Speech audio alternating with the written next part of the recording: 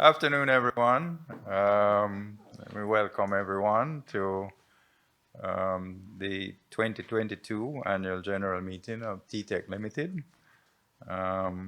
First matter of business is to verify that we have a quorum.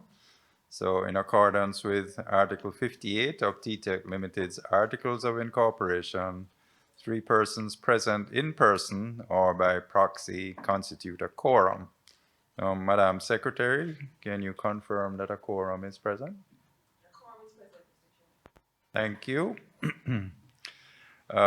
My name is Edward Alexander. I'm the Executive Chairman of your company. I'll be chairing this 2022 Annual General Meeting today. I now call this meeting to order. Ask shareholders to stand and use the microphone provided when speaking. Shareholders are also asked to state their names clearly when either proposing or seconding a resolution or for any other reason. Questions will only be taken on the business outlined in the amended notice of the meeting that was circulated during the month of, in August. This time I'm going to ask Hortense Gregory Nelson, our Finance and Admin Secretary, to just lead us in prayer. Hortense? Good afternoon, ladies and gentlemen. Let us pray. Father, we thank you for bringing us safely here today. We pray, Lord, that you will be with us as we proceed through our meeting. We pray for the participants. We pray for those who are here to maybe ask your questions, get clarifications. And I pray, Lord, that all that we say and do will be done to your glory and honor. Amen. Thank you, Hortense. Next item, the notice of the meeting. I would ask a shareholder to propose and another shareholder to second the motion that the amended notice convening the meeting, having been previously circulated, be taken as read. David Rose proposing. Thank you, David. And seconded by? Thank you, sir. Mr. Bloomfield. Those in favor? Anyone? Those against? None against, so I declare the motion carried. We have been advised of apologies for absence. We do have a few. I can indicate that Mr. Gordon Christopher Record, our CEO, unavoidably absent. He actually he doesn't have COVID, but there has been a little outbreak of COVID in his household, so felt it better for him to not attend. Philip Alexander, director, is overseas, along with Mr. Richard Downer, so they are unavoidably absent. Hugh Allen, who is in Jamaica, but unfortunately not able to attend today. And we also have an apology for lateness from Mr. Norman Chen, who is on his way, but seemed to have taken the wrong route and has been stuck in traffic. But he's on his way. I'd like to find out from the company secretary the number of valid proxies that we have received. Mr. Chairman, 9 valid proxies have been received and are available at the Jamaica Central Securities Depository for inspection. Okay, thank you. Everybody heard that? Nine proxies available at the JCSD for inspection. Okay, I just want to introduce those who are present, particularly those first at the head table. Over on the far side, we have Tracy Spence, who is independent, non-executive director and chair of our audit committee. Beside her, Mrs. Hortense Gregory Nelson, who is our finance and administration manager, and Ms. Joan Marie Powell, who is again non-executive director and also chair of the remuneration committee. Ms. Gillian Spence, who is our, Gillian Murray. Gillian Murray, who is our company secretary as well as our marketing manager at tTech. In addition to that, we also have present representing EY, our outgoing auditors, Ms. Sophie-Ann Edwards. Oh, and I actually should have offered an apology for Kean Sodlow, who is the partner for our account. Kean, unfortunately, is also recovering from COVID, so we will note her apology for absence. Sophie-Ann, welcome. Our incoming auditors, Crichton Mullins, are represented today by Ms. Tasha Williamson and Mr. Darshan Dodd.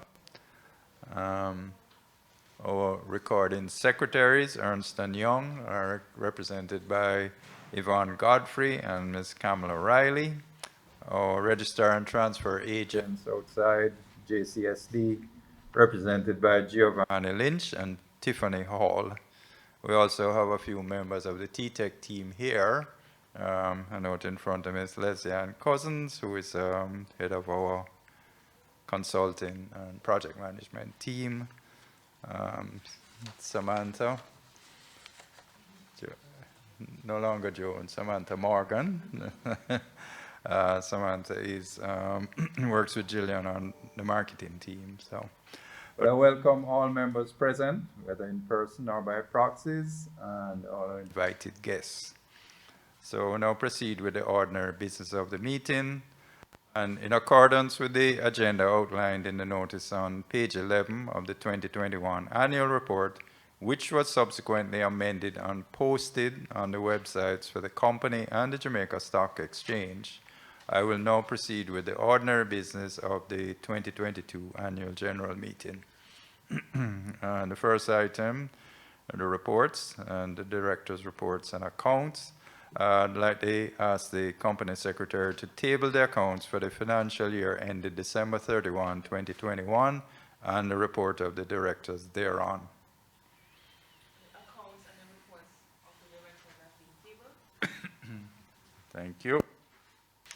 Now, before taking any questions on the reports and accounts, we are going to play a recording of a presentation from our CEO, Mr. Christopher Record, who, as I have indicated previously, unavoidably absent. After the playing of Mr. Record's presentation, Mrs. Hortense Gregory Nelson, our Finance and Admin Manager, will comment on the financial performance of the company during 2021, as well as providing some highlights for 2022 to date. So we're now going to have Mr. Record's presentation played. Okay. Good afternoon, ladies and gentlemen. Good afternoon, shareholders. Thank you for being here today as we host another one of our annual general meetings. Period on the review, 2021 was a significant year for tTech. One of the main reasons is that we celebrated our 15th year of being in business. The information that we get in the business media talks about not very many companies reaching to 5 and only a very small portion of that reaching to 10.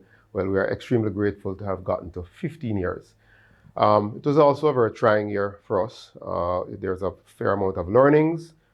We had some work that we had to do on our inventory, and some of those things affected our results, which you will see shortly. So to get going, one of the things that I always like to do, even when I do staff meetings in the office, is remind the team of who we are, and just remind everybody as to what we're here doing. So who we are, our core values, we care about people. That's one of the number one values that the organization speaks to. We're open and honest. We try our very, very best because we're in the IT industry to ensure that once we are communicating with each other and with our customers, we're crystal clear as to what issues are and how we're going to go about resolving them. We also do what it takes. That's something that we try as technology folks to ensure that we rally around each other, which dovetails in the other value about having each other's back. And of course, being in technology, of course, there's continuous change and continuous improvement. So we are continuously learning. So those are the values, those are who we are, and of course, what we do: inspire, achieve, and make a difference by delivering IT peace of mind.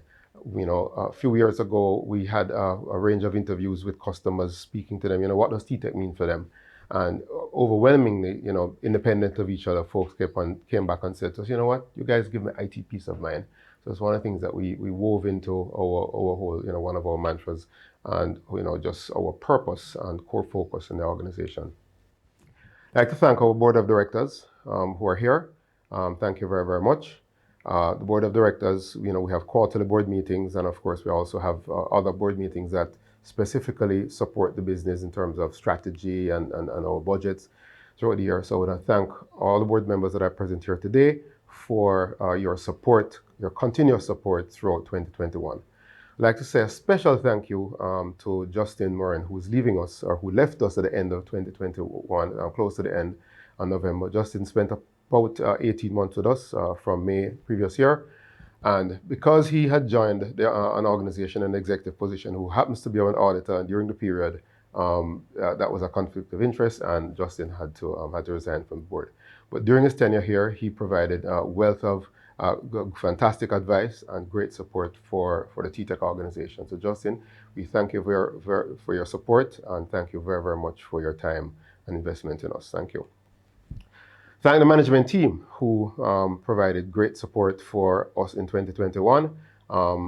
Thank you for those who are here present today. The management team that took us through that year included Norman Chen, who had dual roles during the year, stepping in at one point in time as our technical services manager. Right now, more focused on cybersecurity as head of business for cybersecurity. Norman is also an executive board member, as was stated earlier. Gillian Murray serves as our company secretary, but more importantly, as our marketing manager during the period under review. Hortense Gregory Nelson serves us continuously as our financial manager, financial and administration manager. Manish Hutchinson, our HR manager, and Leslie Cousins as our consulting manager.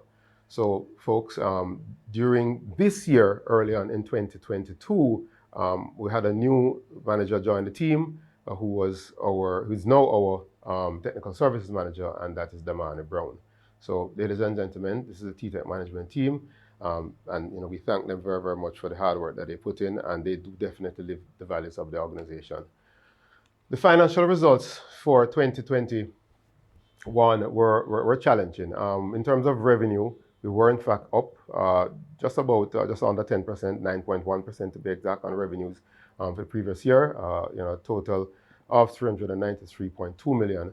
And our profits, as mentioned, we had some challenges with some inventory write-offs that we had to do during the year, which affected our profits tremendously, delivering some not too stellar results, resulting in $8.2 million as profits generated for the year, total comprehensive income. Our financial manager, Hortense Nelson, will give us some more information in her section of the presentation. During the period under review, tTech rose to just around 53 people. Coming from our humble beginnings of 40 members, this was important to get to that 50 strong mark to be able to support the business that we had at the time. There has been some changes with the business.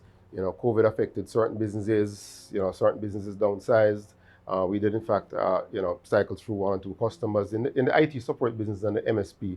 There's attrition sometimes in terms of customers, and we had our small share, losing some business throughout the year, and of course we had to make some adjustments in some of the hiring that we needed to do at the time to support the business, and also to adjust for business that we no longer had to support.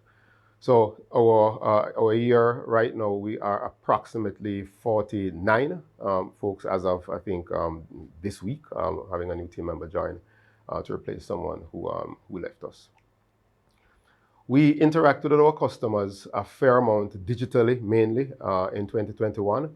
We hosted our main marketing event, TechCon by tTech. Some very, very good presentations. A keynote presentation by a senior Microsoft executive, Jackie Wright, and I did a fireside chat, having a discussion around digital leadership and the future of work.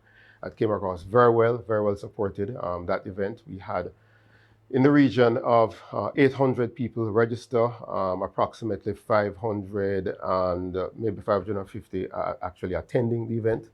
We're still actually working on opportunities that have been that came about due to the event and due to interactions and calls that we got after. Topics that we covered during that event last year included, again, digital transformation is continuously on everybody's tongue. Also, very, very important, not going away, is cybersecurity and everything in the whole realm and under the umbrella of IT security. tTech continues to grow our cybersecurity workforce and grow our cybersecurity list of opportunities. And that's one of the things that we're actually focusing heavily on this year, delivering some very large projects in that area and also chasing some more.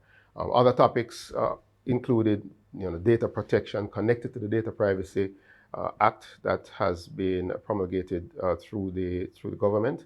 And we do have timelines right now where the Information Commissioner, who has been in office since the end of last year, we have a 2-year period in which businesses need to comply. And we have been providing services around the data privacy and data protection area to deliver and ensure that our customers and prospective customers comply with those rules. So those are just some of the topics that we covered in our many interactions with customers last year, and specifically at the tTech TechCon event that we hosted in the early second quarter of 2021. We also supported a fair amount of corporate social responsibility activities, including celebrating our 15th anniversary last year. Instead of hosting a party for ourselves, we decided to take that investment and give back to our communities. At tTech, we take CSR very seriously, because we believe in building a community, and the community is physically where we are, also communities that our team members support through their activities. So we had give back in terms of specifically on December 1st for our anniversary, we actually had students in the office where we handed out care packages for them and tablets that we gave them to help in school, because of course we're in this digital realm right now. We also granted, during the period 2021, we also granted students at UTech some bursaries to help them through their tuition and through the learning for the year. And we also did a small contribution to the Poppy Appeal to support our military veterans during the period last year. And last but not least, back to school drive, we also gave and supported some primary schools in the rural area in which some of our team members support in terms of our give back for 2021. So in a nutshell, that is a high level of my report on 2021. For the rest of 2022, we have in fact completed 2 periods, Q1, Q2. My outlook for 2022, I'm an eternal optimist. We do have a pipeline filled with activities. We have been visiting a fair number of customers and prospects during Q1 and Q2. One of the key components on every agenda is cybersecurity, data privacy, data protection, all of those various areas under the umbrella of IT security. We have been making very solid recommendations to these organizations about what they need to be doing and what they not need to be doing around cybersecurity. So our outlook for 2020, rest of 2022 at this time, is more around building that pipeline of cybersecurity opportunities. And of course, we're doing a lot of support for people who are doing digital transformation projects. And these digital transformation projects require an organization like tTech to be helping them with managing the infrastructure and delivering that IT peace of mind that we spoke about, to ensure that they can go through their transformation projects safely. One of the biggest challenges right now with organizations doing digital transformation projects is simply that they are trying to use the same internal team that's assigned to keep the lights on, keep the IT lights on, that is, to do these transformation projects. It will not work. We've had lots of experience with it. Our colleagues in the industry have lots of experience with it. And what we're suggesting to our folks is that, call tTech. We will come in, we will take care of keeping the IT lights on to free up those folks who understand the internal processes very well to help with that transformation project and make it more successful. So that's one of the key things that we've been helping some customers with, and also talking to a lot of new prospects about. So in a nutshell, that is my outlook for 2022 in terms of what we'll be focusing on. And I will hand over to Hortense Berger-Nelson, who will take you through the financial highlights for the organization. Ladies and gentlemen, thank you very much, and we'll take questions at the end. Thank you. Good afternoon, ladies and gentlemen. We thank Chris for his presentation, and we now present a report on the financial highlights of tTech for 2021. In the financial highlights, as Chris had already made mention of, our revenues, where we have 392 million, a change of 9% over prior year, basic operating expenses, net profit attributable to owners, our EPS at 0.08 cents for 2021. And we had a slight decrease in total assets as well as in our total liabilities. However, we had an increase in our stockholders' equity for the period for ending December 31st, 2021. So these are our overview of the financial highlights for 2021. We will now look at the revenue performance. So we had mixed results. In light of our increased revenue for 2021, however, we had higher than expected increases in expenses, and this resulted in a fall in our profits after tax. As we continue to grow, we see where we have our admin expenses as well increasing, and the major areas of investment continues for tTech to be in its people, our brand awareness in marketing, and in the tools that we use to deliver the services to our customers. In regard to our revenue, we saw revenues increasing by about 9% over 2020, and our revenues consist of both managed service contracts as well as projects. This mixed nature of our business will, over time, see bumps in our revenues, as is reflected here. In terms of our net profit, we saw a decline, as was mentioned earlier, to 8.2 million in 2021, which is a decrease of about 60% below our prior year, which resulted in our earnings being 0.08 cents as our earnings per share. Things that contributed to this, we were impacted by other income, other gains and losses, the fluctuation of the Jamaican dollar as well, along with reduced rates on investment instruments, also contributed to our overall performance. In regards to our asset and shareholders' equity, we experienced a marginal decrease in the total net assets value, which fell by about 3.3 million, while our shareholders' equity increased by 2.1 million. Both of them was a change of 1%. So this resulted from both a decrease in our assets and liabilities to impact our end values. tTech continues to maintain low leverage with no debt. This reflects the company's business model of providing services, which negates costly fixed expenditure. However, we do have our recurring expenses each month. In 2021, we saw a reduction in our accounts receivables portfolio, and to date, we have no disputes regarding the outstanding amounts. One of the challenges to collections during the pandemic was persons at customer sites were not reachable because primarily a lot of persons were also working from home. So this led to a challenge at times in terms of collections.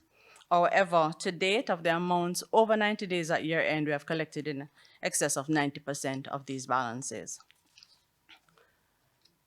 Let us now look at our year to date. So our unaudited results for March 31st, 2022 saw us with revenues of 97 million.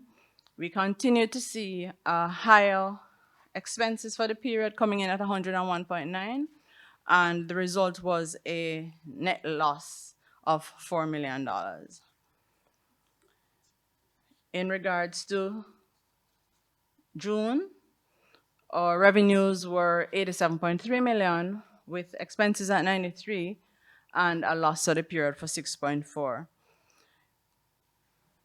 So year to date, we are seeing where we have a loss position. One of the things that we continue to experience issues with is the ongoing global supply, which really impacts our ability to complete projects on time This results in delayed billing, as well as in some situations, because we have not been able to receive the items. And at times, it has also increased the costs that we have had to incur over and above planned or budgeted for these projects to be delivered. So in the last quarter as well, and this is in our unaudited report, we had a one-off extraordinary item which negatively impacted our revenues as well by $6 million. Ladies and gentlemen, the interest in the company continues to be strong. Our shares continue to be traded. There has been growth in our shareholders from listing an IPO at 340 to 694 persons, 694 stockholders as at 30th June 2022. Our share price as at September 8th closed at $2.99. The board and management are optimistic about the future of tTech Limited as the demand for our services increase and our balance sheet remains strong. We continue to explore opportunities for new partnerships while seeking revenues from markets outside of Jamaica. We aim to continue growing our shareholder value while providing a good customer experience in the delivery of goods and services to our customers. Ladies and gentlemen, thank you. Thank you, Hortense, and I also can thank Chris, who actually has joined us remotely, along with a few others. Mr. Downer has joined us from the United States. Marsha Buckner, our sales manager, is also joined remotely, along with you, Alan. At this time, I'd also like to to acknowledge the presence of a few other tTech team members.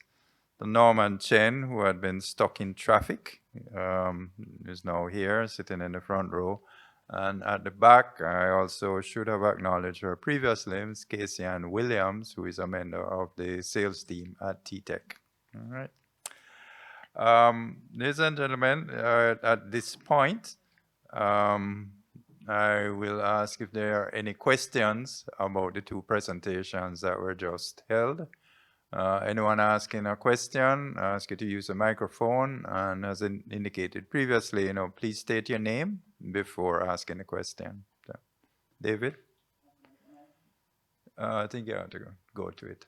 Easier. Everybody go. We don't want to be handling things. There's still a little COVID thing. So, with respect to the most recent court and even overall issues with supply chain issues, could someone expound on how the supply chain issues impact tTech's ability in terms of delivering revenue?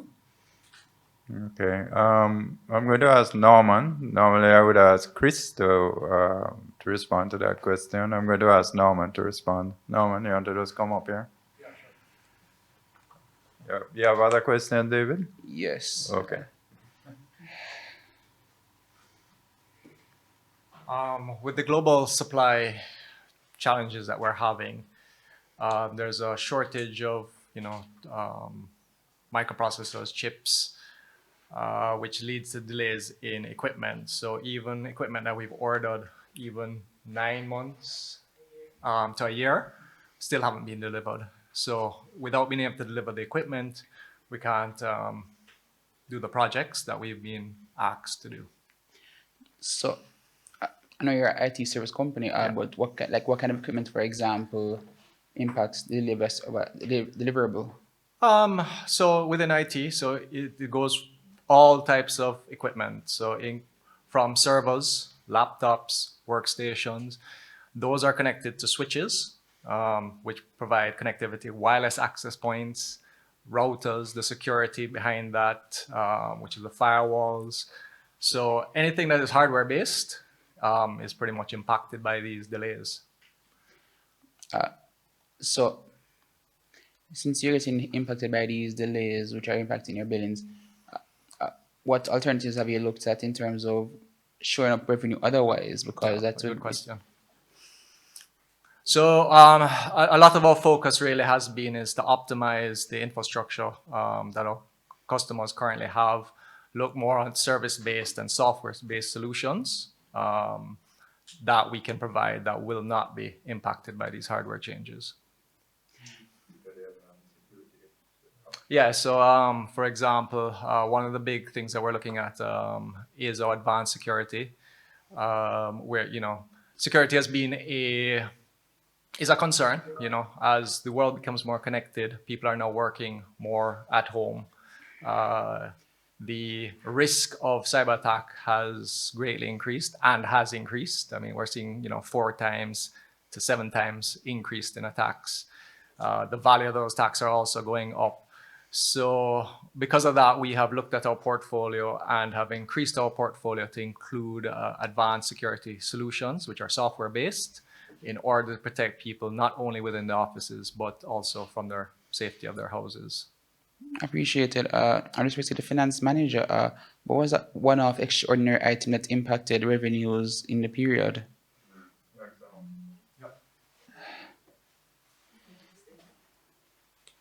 As a response to.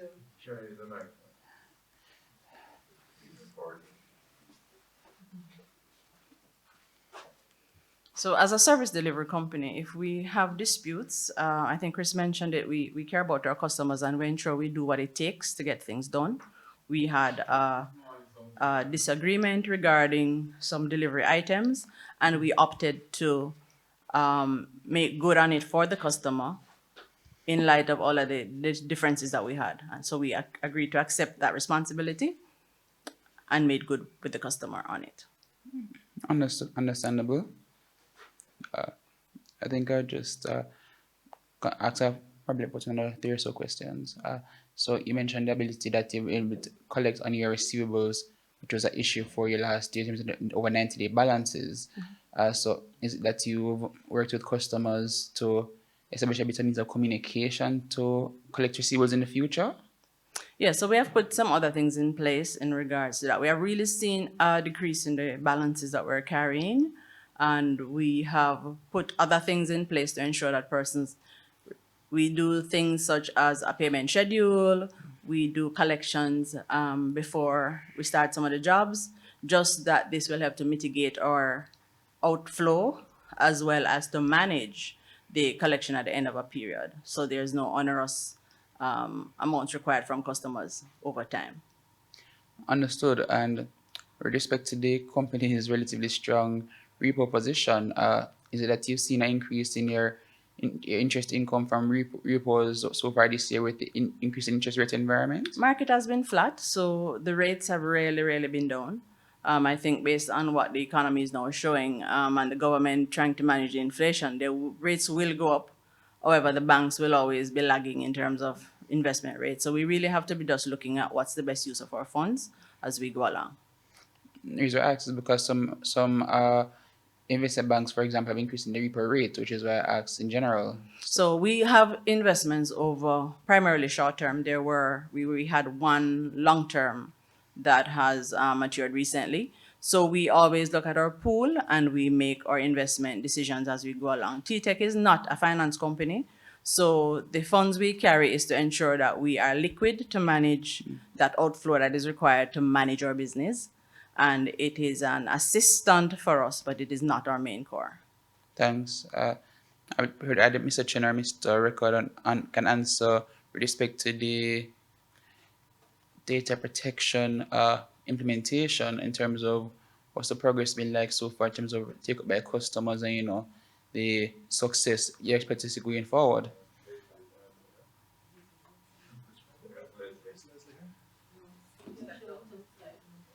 Yeah, all right. Norman, you want to?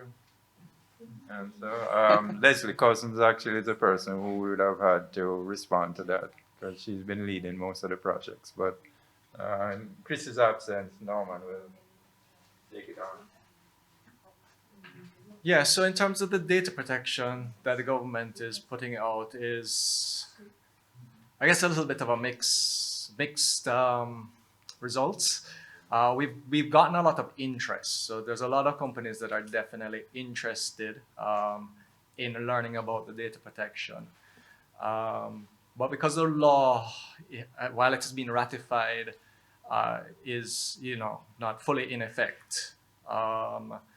We're finding that the companies looking to actually do the data protection haven't really pulled the triggers yet. So that we're in a lot of discussions with a number of companies about doing a data protection assessments or gap analysis. So, but on the same time, we have won a number of opportunities, which are very well taken, but maybe not as much as we'd have wanted at this stage. Understood. And my final question uh, is with respect to other opportunities. So you mentioned, the software-based side to, compensate for the hardware gaps, but in terms of diversifying tTech more, in a sense, what strategies are in place? Because you mentioned data protection, there's gap analysis, but, diversifying the service base of tTech. Because I know that, for example, you have some firms which distribute software or, act as, let us say, authorized partners for international firms. So what's going on there?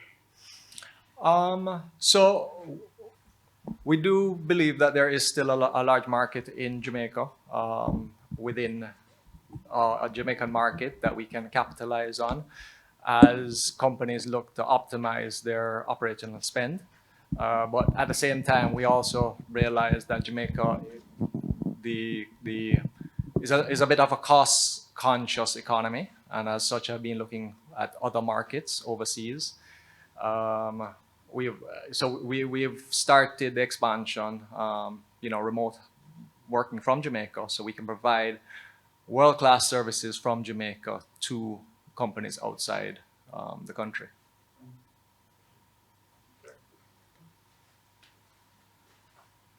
Thank you, David, and thank you, Norman and Hortense, for responding. Are there any other questions?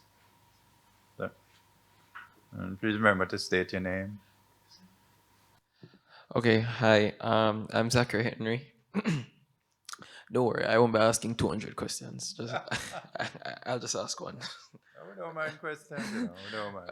Okay. Others learn more about the business. Yeah, with that's questions. that's fair. Good, that's a valid point. So my concern or question really is, I think back in 2016 it was off of just $200 million, tTech was able to generate. I think it was $39 million in profits, but now off of $390 million, in revenues you're only able to generate. I think it was $8 million in profits. What strategies does the business, in particular the finance department, have in place to, mitigate, to manage the costs, because it seems as if the margins of the business have been slipping over time. So that was my question. Yeah. Good question, good observation, and quite you're on point. What has happened over time is that to some extent, we have actually been selling a little more hardware and along with that comes a higher cost of sale. So with that, it means that the gross margins actually have come down a little bit. The strategy has been in selling the hardware, also sell services behind it. But the increase in revenues from hardware sales tends to be higher, and and the increase in cost of sales, of course, has gone along with that. In addition to that, in trying to create capacity for future growth, we probably have, maybe I would say, gotten a little ahead of ourselves in where we should be with some of our administrative expenses. Where we are now is that we actually are looking long and hard at the company and what the structure should be going forward. We have, I think, done a good job of growing the company to date. What we have to do is try to make sure that more of that growth goes to the bottom line, and we have to grow more efficiently. Part of that is some of what Norman was speaking about, and in particular, maybe reinforcing a little bit on selling services, higher value-added services in particular. And the area that we believe that is probably has the greatest potential over the next few years is definitely in the area of cybersecurity. We're all aware that the increase in cyber attacks, the risk to businesses as a result of that, and it's actually now, quite a topic at many boards throughout the country, and not just in the country, boards globally. as to, what is management doing about protecting the company from cyber attacks. So we do expect that our refocus on cybersecurity will result in not necessarily higher rates of growth, but retaining more to the bottom line, increasing profitability as a result. Okay. All right. Thank you for that. See any other questions? Mr. Bloomfield. Good afternoon, Mr. Chairman and shareholders. Lancel Bloomfield.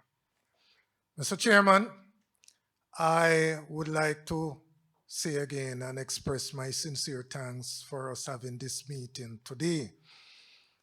As shareholders, we always welcome the opportunity to attend in person our AGM, so I sincerely thank you again. I listened intently to what Mr. Christopher Rickard, the CEO, has said in his presentation, and I have taken note of those explanations. But I want to ask here, you have made a modest profit for that of 2021. However, are there any plans to go into software production to drive new revenue stream? That's a question, sir? Yes, sir. All right. At this time, no. We actually have no plans to go into software production or software development, as it's called sometimes. It is a completely different business from what we now do, and it would require us literally having to start up from scratch. In my former life, when I was actually, with Grace Kennedy, we actually did own a software company, and I was actually the manager for that company. So I have the personal experience of knowing what it takes to actually build a software development company. It's very, very different from what we do, and it doesn't really blend very well with what we are now doing. So we figure what we want to do is build on the things that we already have in place, that we're strong at, that we're good at, that we believe we can have, create a competitive advantage in the market and continue to build with those. Understood. Page 104, note 20, on the expenses by nature. Your technical fees, services, and products cost has climbed to that of 136.15 million in 2021, over that of 113.99 million of 2020. Can you give us some clarification on this line item? Sure. I'm going to ask Hortense, because that actually represents our cost of sales. But Hortense, you want to, you're better equipped to answer that than I am. Thank you.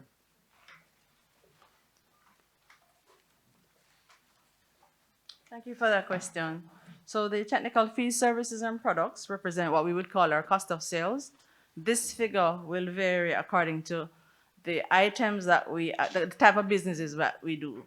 So included in this figure would represent all of the tools that we have invested in, and I think it was said just earlier that we may have run ahead of ourselves in putting some things in place because of the businesses that we are looking. So this represents the tools as well as any hardware and software costs that we would have incurred to deliver the businesses to our customers. Understood. And my last question, I know you mentioned earlier on about expansion. How close are you in this expansion mode into going into other markets so that we can see an improvement in the revenue? Still very early days. I would say that what we're doing now is really just doing a pilot, essentially. There is a company, it's a Canadian company, and we actually are providing support services for what essentially is to call it one service desk analyst, or the equivalent of a service desk analyst. We have to watch it very carefully. and trying to understand what it would take to actually be able to do that on a larger scale. So I would say that it's very early days, sir. But we are in communication with other companies like that who they themselves are watching and trying to see how that develops to see if it's something that we can actually expand to other companies in that group. Thank you very much, Mr. Chair. Thank you for the question, Mr. Bloomfield, and your continued interest in tTech. Thank you, sir. So I'll put it. Any other questions from the floor? No? Okay. Well, thank you very much for those questions, gentlemen. I do appreciate it. As I said before, the questions actually do help all of us to understand exactly what's happening in the business. So I thank you once again. I'm now going to invite Ms. Sophianne Edwards of Ernst & Young, Chartered Accountant, to read the independent report of the auditors. Sophianne? Thank you, our Executive Chairman. As previously introduced, my name is Sophianne Edwards. I'm Assurance Manager with Ernst & Young. Pleasant afternoon to the Chair, Executive Chair, and members of the board, and all the shareholders and everyone in attendance. So I'm here to present to you the Independent Auditor's Report. Independent Auditor's Report to the members of tTech Limited. Report on the audit of the financial statements. Opinion. We have audited the financial statements of tTech Limited, the company, which comprise a statement of financial position as at 31st December 2021. The statements of comprehensive income, changes in equity, and cash flows for the year then ended, and notes comprising the significant accounting policies and other explanatory information. In our opinion, the accompanying financial statements give a true and fair view of the financial position of the company as at 31st December 2021 and of its financial performance and cash flows for the year then ended in accordance with International Financial Reporting Standards, IFRS, and the Jamaican Companies Act. Basis for opinion. We conducted our audit in accordance with international standards on auditing, ISAs. Our responsibilities under those standards are further described in the auditor's responsibilities for the audit of the financial statements section of our report. We are independent of the company in accordance with the International Ethics Board, Standards Board for Accountants, ISBA, International Code of Ethics for Professional Accountants, including International Independent Standards, ISBA Code. And we have fulfilled our other ethical responsibilities in accordance with the ISBA Code. We believe that the audit evidence we have obtained is sufficient and appropriate to provide a basis for our opinion. Key audit matters. Key audit matters are those matters that, in our professional judgment, were of most significance in our audit of the financial statements for the current period. These matters were addressed in the context of our audit in the financial statements as a whole and in informing our opinion thereon, and we do not provide a separate opinion on these matters. For each matter below, or description of how our audit addressed the matter is provided in that context. We have fulfilled the responsibilities described in the auditor's responsibilities of the audit of the financial statements section of our report, including in relation to these matters. Accordingly, our audit included the performance of procedures designed to respond to our assessment of the risk of material misstatement of the financial statements. The results of our audit procedures, including procedures performed to address the matters below, provide the basis for our audit opinion on the accompanying financial statements. Key audit matter. Allowance for expected credit losses. As described in notes 3I, 7, and 20, and in accordance with IFRS 9 financial instruments, the company applies the simplified approach for computing expected credit losses, ECLs, on trade receivables and other related assets and the general approach for debt instruments. The measurement of ECLs requires management to consider its historical credit loss experience and current business conditions adjusted for forward-looking factors such as economic indicators which may impact a debtor's ability to pay. Where the general approach is applied, judgment is used in determining whether there has been a significant increase in credit risk and estimating the probability of default and loss given default. The ECLs being recorded are therefore considered to be highly subjective. How our audit addressed the key audit matter. Our procedures, amongst others, included the following. We evaluated the techniques and methodologies developed by the company in order to estimate the ECLs and assessed their compliance with the requirements of IFRS 9. We addressed the reasonableness of the methodologies and assumptions applied by validating the completeness of the inputs used to derive the loss rates, which are integral to the provision matrix used in determining the ECLs for trade receivables and other related assets. For financial assets classified as debt instruments, we corroborated management's assumptions with data from external sources, particularly with respect to the determination of whether there has been a significant increase in credit risk, probability of default, and loss given default rates. We also assessed the adequacy of the disclosures in the financial statements. The other key audit matter is revenue recognition under IFRS 15, revenue from contracts with customers.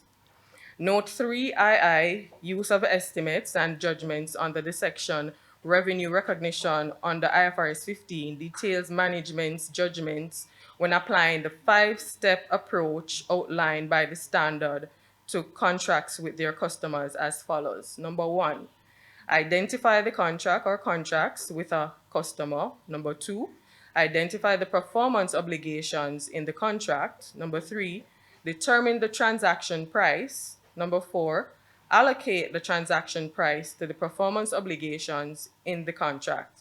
Number 5, recognize revenue when or as the entity satisfies a performance obligation.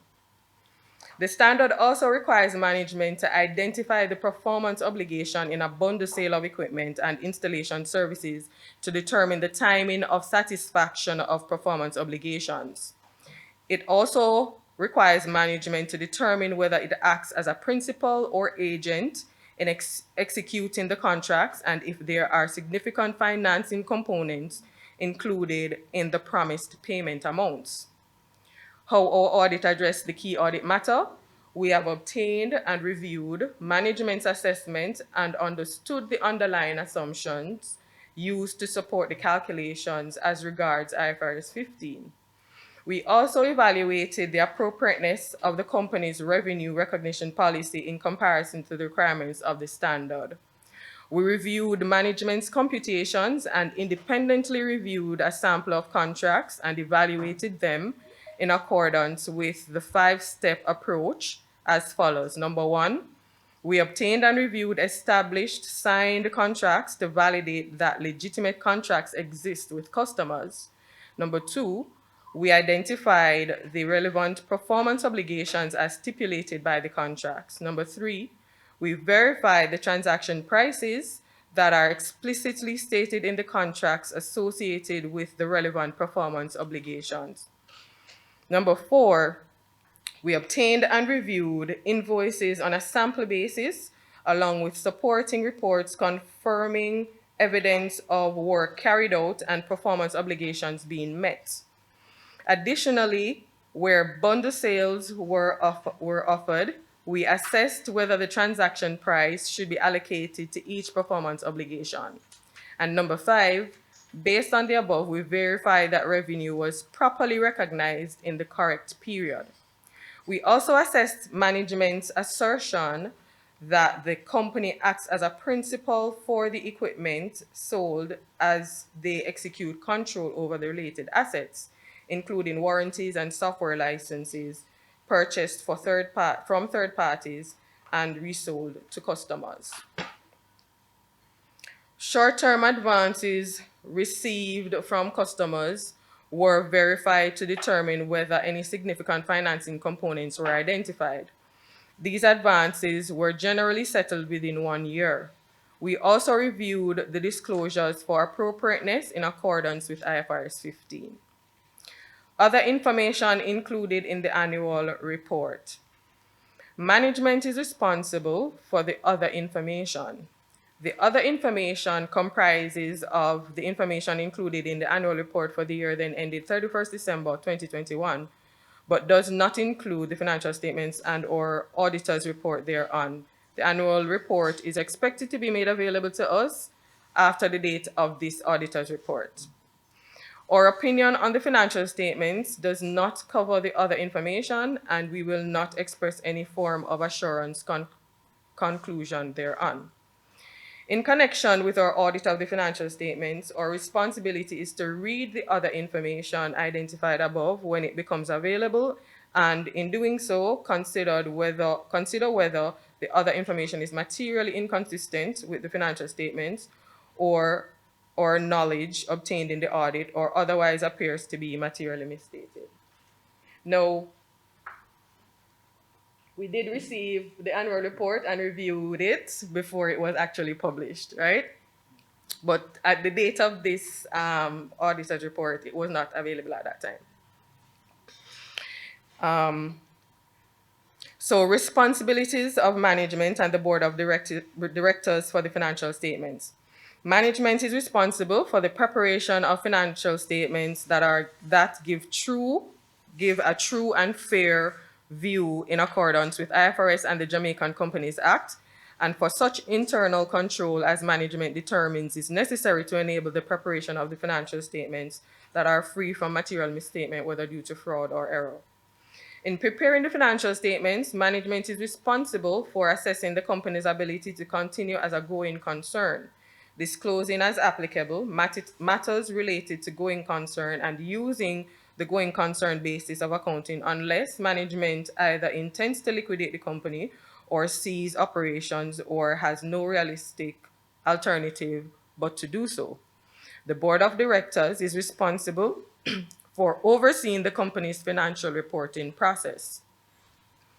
Auditor's responsibility for the audit of the financial statements. Our objectives are to obtain reasonable assurance about whether the financial statements as a whole are free from material misstatement, whether due to fraud or error, and to issue an auditor's report that includes our opinion. Reasonable assurance is a high level of assurance, but is not a guarantee that an audit conducted in accordance with ISAs will always detect a material misstatement when it exists. Misstatements can arise from fraud or error and are considered material if, individually or in the aggregate, they could reasonably be expected to influence the economic decisions of users taken on the basis of these financial statements. As part of an audit in accordance with ISAs, we exercise professional judgment and maintain professional skepticism throughout the audit. We also identify and assess the risks of material misstatement of the financial statements, whether due to fraud or error, design and perform audit procedures responsive to those risks, and obtain audit evidence that is sufficient and appropriate to provide a basis for our opinion. The risk of not detecting a material misstatement resulting from fraud is higher than for one resulting, the risk of not detecting a material misstatement resulting from fraud is higher than from one resulting from error, as fraud may involve collusion, forgery, intentional omissions, misrepresentations, or the override of internal control. Obtain an understanding of internal control relevant to the audit in order to design audit procedures that are appropriate in the circumstances, but not for the purpose of expressing an opinion on the effectiveness of the company's internal control. Evaluate the appropriateness of accounting policies used and the reasonableness of accounting estimates and related disclosures made by management.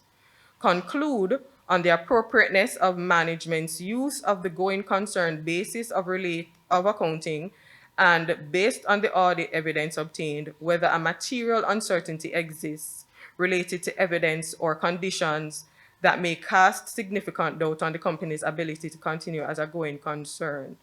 If we conclude that a material uncertainty exists, we are required to draw attention in our auditor's report to the related disclosures in the financial statements, or if such disclosures are inadequate, to modify our opinion. Our conclusions are based on the audit evidence obtained up to the date of our auditor's report. However, future events or conditions may cause the company to cease to continue as a going concern. Evaluate the overall presentation, structure, and content of the financial statements, including the disclosures, and whether the financial statements represent the underlying transactions and events in a manner that presents a true and fair view. We communicate with the board of directors regarding, among other matters, the planned scope and timing of the audit and significant audit findings, including any significant deficiencies in internal control that we identify through our audit. We also provide the board of directors with a statement that we have complied with the relevant ethical requirements regarding independence, and to communicate with them all relationships and other matters that may reasonably be thought to bear on our independence, and where applicable, related safeguards. From the matters communicated with the board of directors, we determine those matters that were of most significance in the audit of the financial statements of the current period, and are therefore the key audit matters. We describe these matters in our auditor's report unless law or regulation precludes public disclosures about the matter, or when, in extremely rare circumstances, we determine that a matter should not be communicated in our report because the adverse consequences of doing so would reasonably be expected to outweigh the public interest benefits of such communication. Report on additional requirements of the Jamaican Companies Act. We have obtained all the information and explanations which, to the best of our knowledge and belief, were necessary for the purposes of our audit. In our opinion, proper accounting records have been maintained so far as appears from our examination of those records and the financial statements, which are in agreement therewith, give the information required by the Jamaican Companies Act in the manner required. The engagement partner on the audit resulting in this independent auditor's report is K&N Sudlow, signed Ernst & Young, dated 31st, Ernst & Young, Kingston, Jamaica, dated 31st of March, 2022. There ends the reading of the auditor's report. Only 6 pages. If there are any questions in relation to the audit of the numbers, you can raise those now, but if there are any questions in relation to the makeup of the numbers, then the finance manager will respond to those.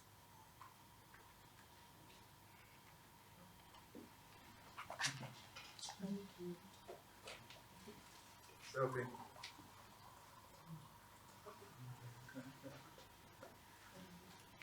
Thank you for that short marathon, Sophie. And as I said, only 6 pages, so I know I'm sure that there are other companies where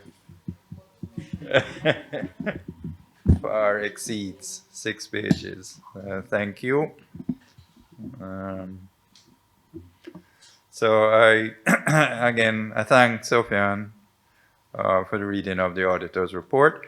I now ask a shareholder to propose resolution number 1, that the audited accounts for the year ended December 31, 2021, together with the director's report and auditor's report thereon, be and are hereby adopted. Could I have a proposer? Mr. David Rose proposes, seconded by Mrs. Leslie Cousins. I now put resolution number 1 to the meeting for adoption, that the audited accounts for the year ended December 31, 2021, together with the director's report and auditor's report thereon, be and are hereby adopted. Those in favor? Those against? I declare the resolution carried.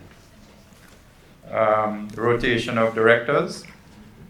Pursuant to Article number 102 of the company's Articles of Incorporation, the retiring directors eligible for re-election are Hugh Allen and Tracy Ann Spence. So may I have a shareholder propose resolution number 2A, that retiring director Hugh Allen be and is hereby re-elected a director of the company. I have a proposer. Sir? Mark Barton. Mark Barton. Barton, thank you. Seconded by David Rose. I thank the proposer and seconder, and I now put resolution number 2A to the meeting. Those in favor? Those against? None. I declare the resolution carried. Thank you. You? Dangerous that you're not here when you're being re-elected, you know. Now I have a proposal, proposed resolution number 2B, that retiring director Tracy Ann Spence be and is hereby re-elected a director of the company. Proposed by David Rose, seconded by Leslie Cousins. Thank you. Those in favor? Anyone against? None. I declare the resolution carried. Thank you. Now we move to the appointment of our new auditors. Messrs. Crichton Mullins, Chartered Accountants of 80 Lady Musgrave Road, Kingston 10, have agreed to replace Ernst & Young of 8 Olivia Road, Kingston 8 as auditors of the company. So may I have a proposer and a seconder for resolution number 3, that Messrs. Crichton Mullins, Chartered Accountants of 80 Lady Musgrave Road, Kingston 10, be and are hereby appointed auditors of tTech Limited to hold office until the close of the next annual general meeting, having replaced retiring auditors Ernst & Young, and further to authorize the directors to fix the remuneration of Crichton Mullins. The proposer, Mr. Barton, and the seconder, seconded by Norman Chen. Thank you, Norman. I thank the proposer and seconder, and I put resolution number 3 to the meeting. Those in favor? Aye. Those against? None against, so I declare the resolution carried. Let me also welcome our new auditors and take this opportunity to thank EY for their audit services over the years. And I particularly would like to acknowledge the work done by Sophia and Edwards over the years, that she has been the manager for our audit. I know Sophia has put tremendous time and effort into ensuring that the audit is completed on time and that completed accurately. Thank you, Sophia. Okay, the director's remuneration. Approval of the director's compensation paid for the year ending December 31, 2021. So now ask a shareholder to propose resolution number 4, that the amount of $1,945,000 included in the audited accounts of the company for the year ended December 31, 2021, as fees for their services as directors be and is hereby approved. I have a proposer. David Rose, thank you. And seconder. Leslie Cousins again. Thank you, Leslie. I thank the proposer and seconder. I now put resolution number 4 to the meeting. Those in favor? Those against? None against, so I declare the resolution carried. Ladies and gentlemen, this concludes the ordinary business of the meeting. I thank everyone for attending the 2022 Annual General Meeting of tTech Limited. We actually have very, very light refreshments at the back. It's really mainly a little coffee and some drinks. COVID times, we don't want to encourage too much lingering and that sort of thing, even though the pandemic has eased. We still, as we can see, have people here who are absent because of COVID. So it's still necessary for us to take our precautions and for everyone to keep safe. But I thank everyone for their time and attendance and interest today. And look forward to seeing you at next year's AGM. Thank you.